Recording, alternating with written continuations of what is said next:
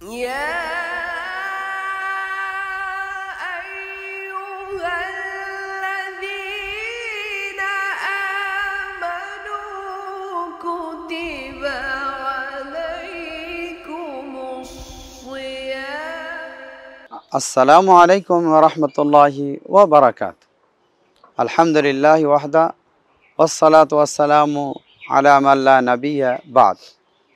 আম্মা বা'দ, আজকের আলোচনার বিষয় হলো খাওয়া শেষে এবং পোশাক পরিধানকালে এমন একটি দোয়া রয়েছে যে দোয়া পাঠ করলে আল্লাহ রাব্বুল আলামিন পূর্বের গুনাহ খাতা মাফ করে দিবেন।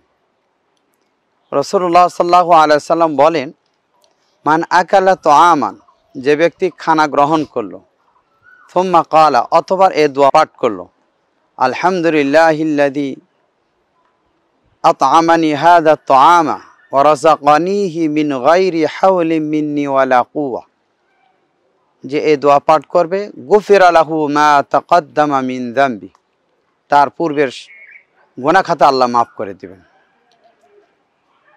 তারপরে রাসূলুল্লাহ সাল্লাম বলেন, মান লাবিসা সাওবান, যে ব্যক্তি কোনো পোশাক পরিধান করলো, সুম্মা ক্বালা, অথবা এই দোয়া পাঠ করো, আলহামদুলিল্লাহিল্লাযী কাসানি হাযা সাওবা ওয়া রাযাকানিহি মিন গায়রি হাওলিন মিন্নি ওয়ালা কুওয়া, এই দোয়া কেউ যদি পাঠ করে, আল্লাহ রাসূল বলেন, গুফিরা লাহু মা তাকাদ্দামা মিন যামবি, তার পূর্বের সমস্ত গুনাহ খাতা আল্লাহ মাফ করে দিবেন। সুবহানাল্লাহ।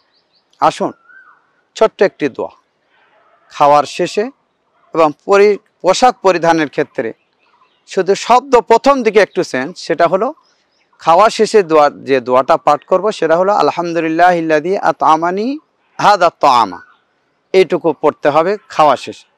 আর পোশাকের ক্ষেত্রে বলতে হবে আলহামদুলিল্লাহিল্লাযী কাসানি হাযা সাওবা, আর বাকি অংশগুলো ঠিক আছে, সেটা হলো ওয়া রাযাকানিহি মিন গায়রি হাওলিন মিন্নি ওয়ালা কুওয়া, দুইটা দোয়ার ক্ষেত্রে একই। আসুন, পোশাক তো আমরা সকলেই পড়তে হয়, খাওয়া তো সকলকেই শেষ করতে হয়।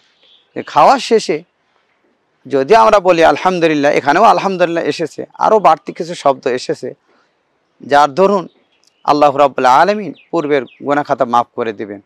আল্লাহ আমাদের এই দোয়াটা মুখস্থ করা এবং নিয়মিত পাঠ করার তৌফিক দান করুন। ওয়া আখিরু দাওয়ানা আনিল হামদুলিল্লাহি রাব্বিল আলামিন। আসসালামু আলাইকুম ওয়া রাহমাতুল্লাহি ওয়া বারাকাতুহু।